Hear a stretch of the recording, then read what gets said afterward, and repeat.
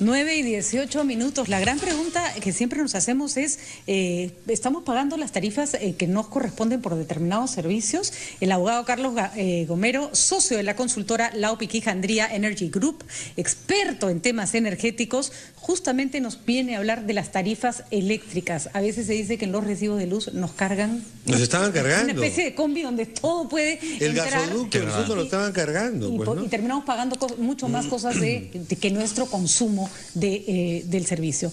Doctor Carlos Gomero, muchas gracias por estar con nosotros y a ver, explíquenos un poco qué estamos pagando los peruanos. Gracias por la invitación. Sí, es verdad. Regularmente la tarifa eléctrica en particular tiene tres componentes: el componente de generación, que es producción, transporte y distribución, o transmisión y distribución.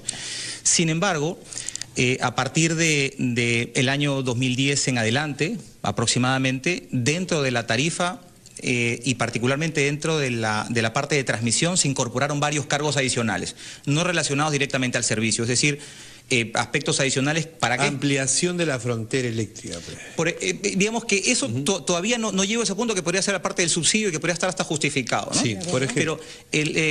Pero, por ejemplo, en este caso hablamos de que a partir del 2010 el Estado promovió nueva oferta, nuevas centrales de generación hidroeléctricas, termoeléctricas y energías renovables también, que tenían un costo o tienen un costo elevado, por encima de lo que se paga normalmente, y ese subsidio adicional se agrega a la tarifa, lo que se llamaron los cargos regulatorios adicionales. Entonces, nuestra tarifa está llena de cargos regulatorios adicionales. Uno de ellos es el que Ricardo te referías hace un momento, que es el caso del gasoducto al sur. Pero no el único. No el único, no el único. Es decir, estábamos pagando para financiar la construcción de fuentes alternativas o nuevas de generación eléctrica. Correcto. Se entendía que el mercado por sí mismo no llegaba a pagar o a hacer rentables estos proyectos y había que agregar una parte tendrían que pagar a los usuarios. Y los usuarios lo han pagado. Pero, a ver, nos cobran impuestos, ¿no? O sea, no, sí. Somos un... Sí, otro más. ¿Los impuestos no son el dinero del que el Estado debería disponer para hacer esas cosas? ¿No? Si para cada cosa que necesite el Estado plata nos lo va a clavar en las facturas. Es verdad. De hecho, en otros países la forma de financiar proyectos de infraestructura que se pueden considerar importantes para el país es a través de recursos del Tesoro. Digamos que inclusive podría ser hasta más transparente, porque luego no se lleva a la cuenta exactamente de cuánto es lo que se está pagando o se está pagando a los usuarios. En el caso concreto del gasoducto al sur, se derogó o se canceló este proyecto y por lo tanto se sacó de la tarifa este cargo que se venía pagando y ahora se está viendo cómo se devuelve esta plata que se cobró por un tiempo determinado, pero al día de hoy por lo menos el tema del gasoducto no se paga. Otra cosa que preocupa es si el valor de la obra calculado que estamos nosotros financiando está sobrevalorado. No solo estamos financiando una obra, sino que estamos financiando una obra que debía ir a ser más barata. ¿Eso también ocurre? ¿Estamos pagando cosas mal calculadas, digamos? Poco probable. En el sector de energía poco probable, porque normalmente estos proyectos se han hecho sobre la base de procesos competitivos. Y ahí sí hay muestra de que los procesos en buena parte, probablemente más del 90% de los proyectos que se han adjudicado han sido competitivos y se entiende que en estos procesos transparentes y competitivos los precios han sido de mercado. Bueno, después del tema Odebrecht y las empresas brasileñas nos da miedo, pues, ¿no? Tenemos derecho a tener temor, ¿no? No. Y además aquí han habido algunos, en infraestructura en general, han habido algunos proyectos en los cuales no ha habido una competencia suficiente, 1 o 2 postores, pero por ejemplo en transmisión eléctrica hay 7, 6 postores, en generación 5 o 6 postores importantes. Ahora, por ejemplo, hablamos del gasoducto al sur, es un proyecto paralizado, que se está devolviendo el dinero, se va a devolver el dinero que se nos descontó en los recibos de luz para su financiamiento. Pero tenemos un proyecto que sí va, la refinería de Talara, un proyecto costosísimo. ¿Tiene algún impacto directo o indirecto en los ciudadanos, en las tarifas que pagamos de, no sé, de energía eléctrica, de gasolina, en el pasaje del bus? No tiene un impacto directo. Particularmente en el tema de tarifas eléctricas no lo tiene. Y en el caso de, por ahí leí que se estaba haciendo alguna asociación entre algún incremento del precio de los combustibles con el costo de la refinería de Talara. De hecho, no hay una relación. La refinería de Talara, por más costoso que sea el proyecto, es un proyecto que se paga por sí mismo en más tiempo que del esperado, seguramente, y probablemente pueda tener algún sobrecosto porque estos proyectos son así.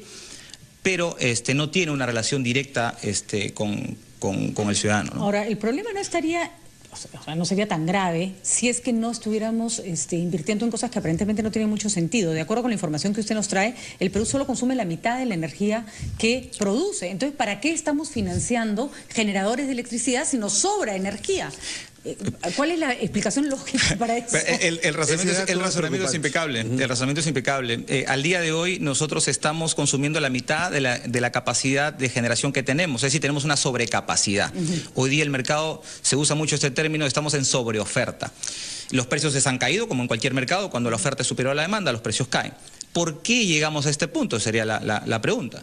Llegamos a este punto porque a partir nuevamente del año 2010, el Estado, como en ese momento estábamos creciendo al 7%, 7.5% como país, preveía que en los siguientes años podíamos tener un descalce de oferta. Y el Estado comenzó a promover estos proyectos. ¿De qué manera? Inclusive por fuera del esquema de mercado. Es decir, con parte de las tarifas de los usuarios, con estos cargos incluidos en la tarifa que acabamos de explicar.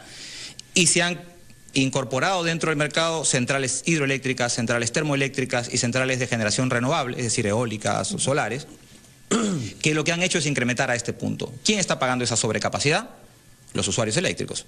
Somos los usuarios, grandes clientes, medianos clientes y clientes residenciales. ¿En qué porcentaje, en qué proporción estamos pagando nosotros eso? Se estima que más o menos hay 15%. Sí, ahora, es un cargo importante. Si estamos sobreproduciendo energía, ya invertimos en algo que no tiene mucho sentido. La exportación de energía no sería una salida, vender esta electricidad a alguien que nos las compre y que justifique toda esta infraestructura. Así es. La segunda parte del análisis en el estudio que nosotros hemos hecho en Alejandría es primero las causas, ¿por qué estamos en este punto? ¿Qué es lo que acabamos? Y hoy día, ahora, ¿qué hacemos? Porque claro, efectivamente ya estamos en este punto. Hay dos alternativas, porque acá tampoco, digamos, no hay muchas posibilidades, hay dos posibilidades. Número uno es incentivar fuertemente el crecimiento de la demanda. ¿Cómo se incentiva fuertemente el crecimiento de la demanda? Básicamente proyectos mineros. Son los que mueven la aguja en el consumo eléctrico en líneas generales. De los grandes clientes, la minería representa el 60% del consumo. Lo que no quita que es obvio que tienes que electrificar a todo el país, ¿no? Totalmente, pero totalmente. Pero para que te consuman esa cantidad de energía necesitas la gran inversión, ¿no? Exactamente, porque esta parte tiene una connotación social muy importante, pero en términos, digamos, son muy marginales en términos de demanda. Los consumos agregados de las mineras sí son importantes y hacia eso creo que hay que apostar en cuanto al tema interno. Y si el tema de la promoción, por ejemplo, de la minería no es factible o es muy complicado porque depende de los precios internacionales y todo eso, hay que buscar otros mercados. Y la alternativa fundamental es la exportación de energía. ¿Y quiénes serían nuestros compradores más lógicos, digamos? El natural es Chile. Es Chile, porque hay una serie de resistencias. Chile no le podemos vender energía. Sí. Parece una locura, ¿no? Hay que venderle, si nos sobra, hay que venderle. No, yo creo que vamos a llegar al punto efectivamente en el que vamos a terminar bueno, termina, por favor. Que vamos a terminar entendiendo que por los avatares propios de la historia, muchos países han tenido problemas o temas más cruentos, inclusive. Francia, Alemania, ¿no? Alemania, Rusia, están totalmente interconectados a nivel mundial. Entonces, hoy día, a estas alturas... Es un anacronismo. Totalmente. Y si queremos hacer algo, le subimos un poco las tarifas. Pues. Sí, se acabó, tenemos el control, ¿no? El 3 de octubre que se viene es el Día de la Energía y ustedes están desarrollando, o bueno, se está organizando un 6º Congreso Internacional por esa fecha. Es correcto. El Día de la Energía se ha convertido en el evento de energía más importante, en la plataforma más importante de debate, digamos, del sector público y privado sobre la política energética, ¿no? Esta es la 6ª edición del Día de la Energía, es un congreso internacional donde hay presencia de actores públicos y actores privados, donde se reúnen precisamente para tocar estos temas, ¿no? Hacia dónde está caminando el sector energético, qué pasa con el petróleo, por qué sigue declinando la producción petrolera, se puede seguir haciendo este tipo de proyectos tipo la refinería de Talara, que me parece no tener mucho sentido. Ayer ya estamos embarcados, pero de aquí en adelante, ¿qué es lo que vamos a hacer? Estos y otros temas son los que tocamos en Día de Energía y va a ser efectivamente el 3 de octubre. ¿Alguna autocrítica de la industria misma? ¿Ha habido demasiada presión para que el Estado fomente estas nuevas formas de energía que parecían un buen negocio sin pensar en las consecuencias futuras? Y yo creo que sí. Yo creo que acá esto no es un problema de uno. Acá no es tan sencillo como decir que el Estado cometió un error. Creo que han habido errores de todo tipo. La percepción en ese momento, y es verdad, es muy fácil ser general después de la batalla. Claro. La percepción del 2010 efectivamente era de un mercado en ebullición, un mercado peruano en ebullición, que íbamos a seguir creciendo siempre 7.5 y todos estamos emocionados con eso. En ese escenario, sí, efectivamente se veía que iba a haber un descalce de oferta y demanda y parecía tener sentido promover más generación. Y en otro tipo de escala, la promoción, la generación de espacios para, por ejemplo, energía eólica, energía solar, ¿cómo vamos? En otros países está en un crecimiento mucho más intenso, me parece. Sí, al día de hoy, como tenemos sobrecapacidad, no es el momento de pensar en nueva oferta, ¿no? De momento no. De momento, digamos, por un tema de oportunidad, ¿no? Pero conceptualmente esto es una tendencia mundial. Lo que ocurre es que aquí nosotros en este estudio incluimos también un dato, y es importante saberlo.